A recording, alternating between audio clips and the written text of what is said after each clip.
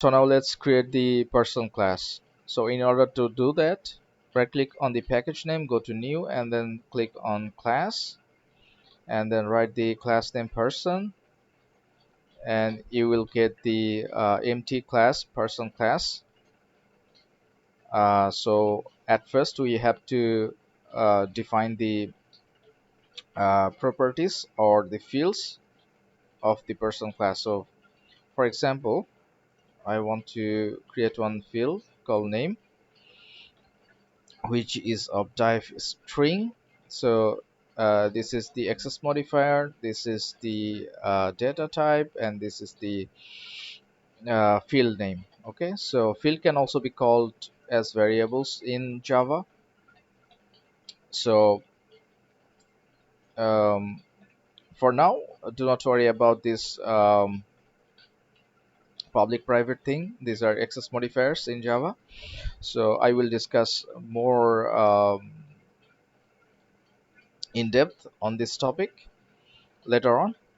So let's create another private field, address. So now we have two fields for person class. Now let's declare the constructor.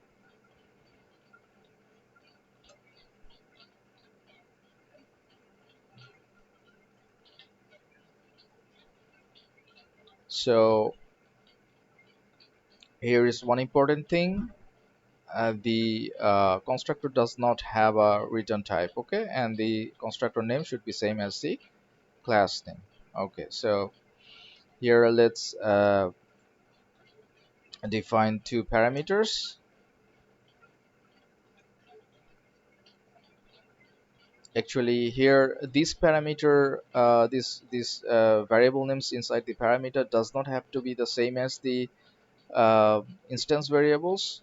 Okay, so here another thing I have to inform early on. These fields can also be called as the instance variables of person class. So now let's assign this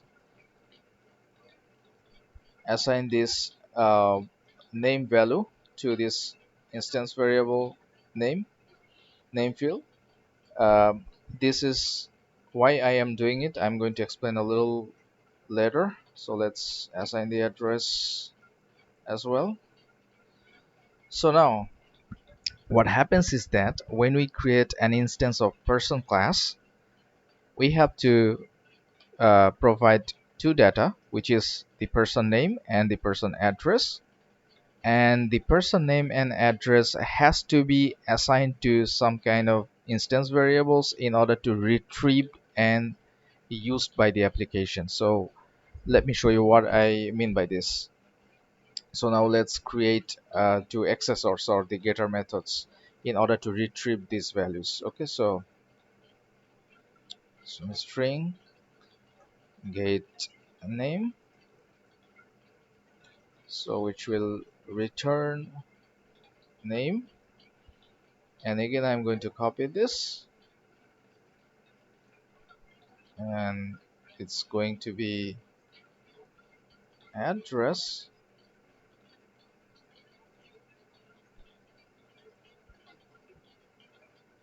Okay, so what happens here is that when we create an instance of person class, that means create an object of a person class with its name and address, there should have a way to retrieve this information in order to process further. Okay, so there is one way of doing it, is that we declare these getter methods for each of these fields, so that we can initialize, after initializing this creating this person object, we can actually get its property or the field value using these methods. Okay, using these getter methods or the accessors. So this is basically that basic concept.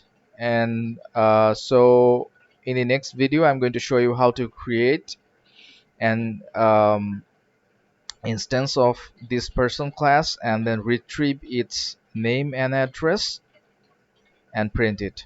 So thank you so much for watching.